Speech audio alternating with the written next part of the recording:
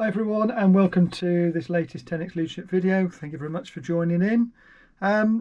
This week we're going to cover something that we started last week. So last week's video was about catching your team doing something right, and this week what I want to do is take you through how you can turn that approach into a team feedback exercise and what the benefits are of doing exactly that.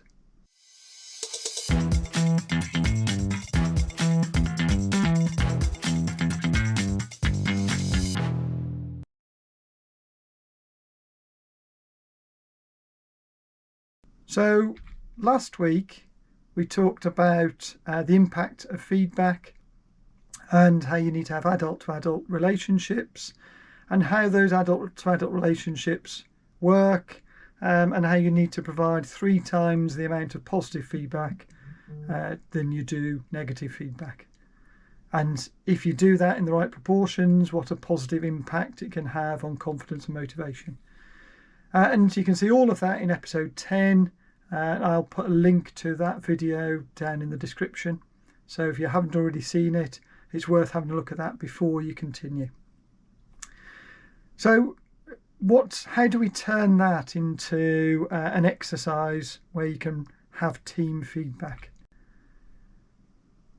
So what I've done is I've created some ground rules for how this would work. A bit of a messy slide, I admit. But these are the main things that you need to take into account when you're doing this exercise, and I've done it a few times and it's had a really positive impact.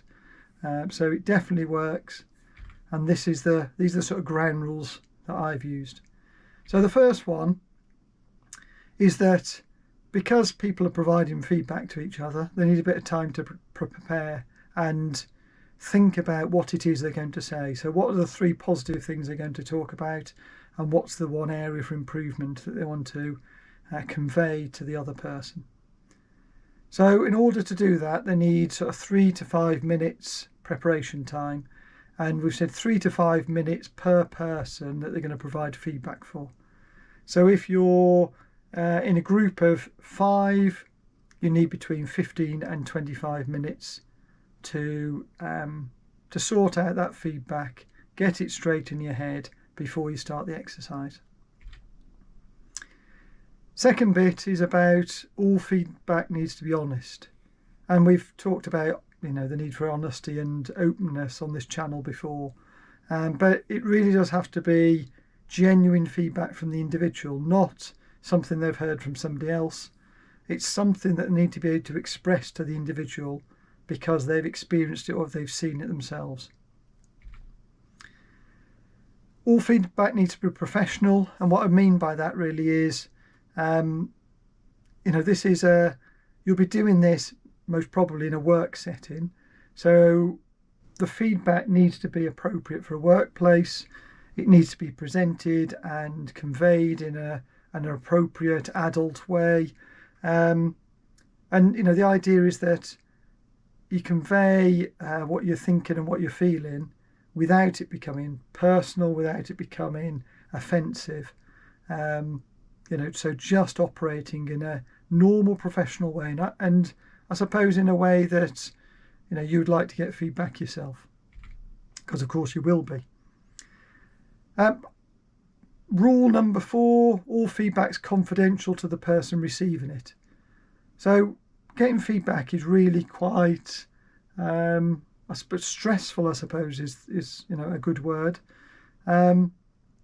People are worried about what others are going to say, and given that we know that this is about providing some negative feedback as well as positive feedback, people get very twitchy about it. So knowing that feedback is confidential between the person who's saying it and the person who's receiving it, and it doesn't go any further, is really, really important. Feedback's given in pairs, so even though it's a group exercise, feedback itself is in pairs, and I'll show you how that works shortly. So there'll be one giver, one receiver, and then they swap over. And the receiving person should be on listening mode until the feedback is complete, And then if there's time, they can ask some questions just to clarify what the person meant. It's really important, this one, because it's really easy again for people to get offended or to question or challenge what they're hearing, especially when it comes to the negative comments. But the whole point of this is to allow the giver to convey what they're feeling, what they're thinking, what they've seen, and you just need to let them do that. And equally, the receiving person just needs to listen, and listen carefully. Active listening skills, really. And again, we'll cover that in a future video. Because if they don't, they're not going to understand what it is that the person's telling them. And I say there is time, well, potentially time at the end for clarifying questions. But the whole point really is for the giver to give information and the listener to be on receive. I suggest that people always start with a positive bit of feedback. As I say, most people are really nervous about doing this, so it's a good settling in idea to start with a positive. Settles people down. Most people like hearing something positive about themselves, so it's a nice thing to start with. In terms of the negative, where do you put that? It's completely up to the giver in this instance. When I've done it, usually it's the thing that's at the end, but again, doesn't have to be. You might have come across the praise burger, where there's a bit of positive news, a bit of negative news, a bit of positive news. If people want to do that, that's absolutely fine. Nothing wrong with starting and ending on a positive. And the last thing is, this is a short, sharp exercise. It's not meant to be, a big, long-winded storytelling. It's about concisely getting across some positives and some negatives from a range of colleagues or peers or managers or staff. And so we recommend that 5 minutes per person for feedback is about right. So given that there are 3 positives and 1 negative to convey, that's probably about a minute for each of those, and then a minute, if you're lucky, to talk about clarifying questions.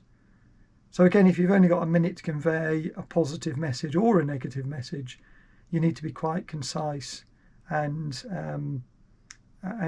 get to the point. It's ironic, wasn't it? Get to the point about what it is you want to convey, so they really understand the message. So just to illustrate that, I've just got a diagram here about, just to illustrate how it would work.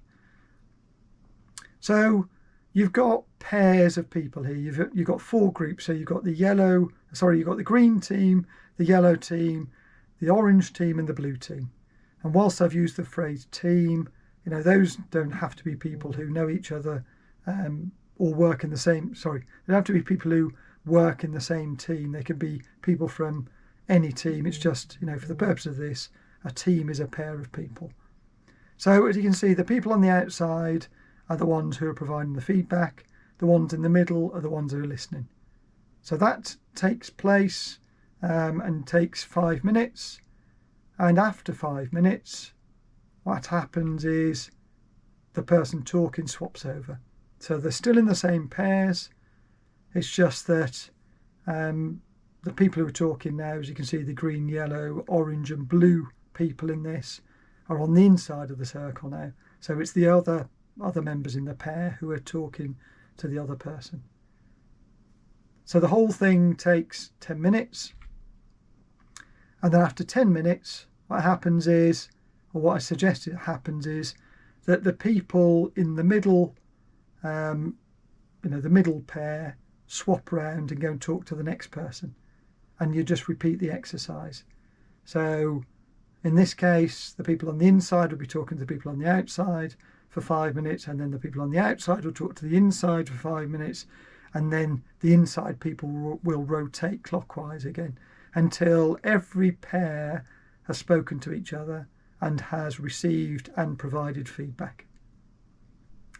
And what happens, and again you saw this in the previous video, episode 10, is that because you're providing 3 pieces of positive feedback to every 1 negative or criticism, even if you've only got a a group of 4 people like you have there, you know, that's 3 times more positive messaging than negative messaging. And what happens as a result of that is, despite what you'd imagine would happen when you begin this exercise, which is to think that it's really going to be scary, you're going to come away, you know, people are going to come away upset and worried about what their colleagues have said about them. What happens is, because there's an overwhelming amount of positive feedback, and usually there are some themes that are coming out as well, so people can hear the same message reinforced by others, although everyone has prepared their feedback independently. Then what happens is people come out of that and they feel really, really positive about it. So I've done it a few times. I've done it with my peers in a leadership group, senior leadership group. I've also done it with my teams a couple of times, where we had a mix of people at different levels in the company and organisation talking to each other, and just doing exactly, you know, what we've described here. So 3 positives and 1 area for improvement. And it didn't matter what the grade or the level of the individual was. Everyone provided feedback on each other. But again, because it was overwhelmingly positive, 3 times more positive than there is negative comments, people come out of it, in fact, surprised that they feel so uplifted by having done the exercise. So, you know, not only is this a great team feedback exercise, it's a great team bonding exercise as well, because everyone feels better by what they've heard. They've also got a handful of things that that others think they should be working on to improve. And again, having that is usually really, really useful. People don't have to listen to it. They don't have to not listen to it. Obviously, they listen to it, but they don't have to action it if they don't think it's relevant. But again, if you get common themes coming out from, you know, a number of people who are saying the same thing about areas for improvement, sensible people will listen to that and think, actually, I might need to do something about it. So you do get a handful of areas for improvement, but overwhelmingly positive. And what it does as well is, because people come out of that exercise feeling really energized, it's also a really good activity to do when perhaps your team are, you know, you recognize that they're a bit low, they're not quite as motivated as you'd like them to be, or they need to be.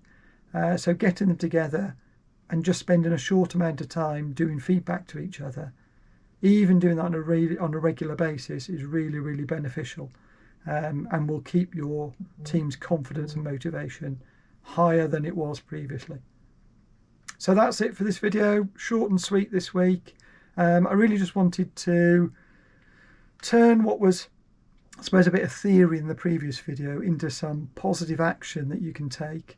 And as I say, I've tried it, I've done it a number of times, I'm going to continue doing it in the future. It sounds scary, just give it a go. It's not. And you will love it, and your team will love it. As ever, thank you very much for watching. If you like this video, then please, well, feel free to comment, feel free to ask any questions, like, subscribe, share it with your friends and colleagues who also want to be a great leader. And I shall see you in the next video. Thank you very much.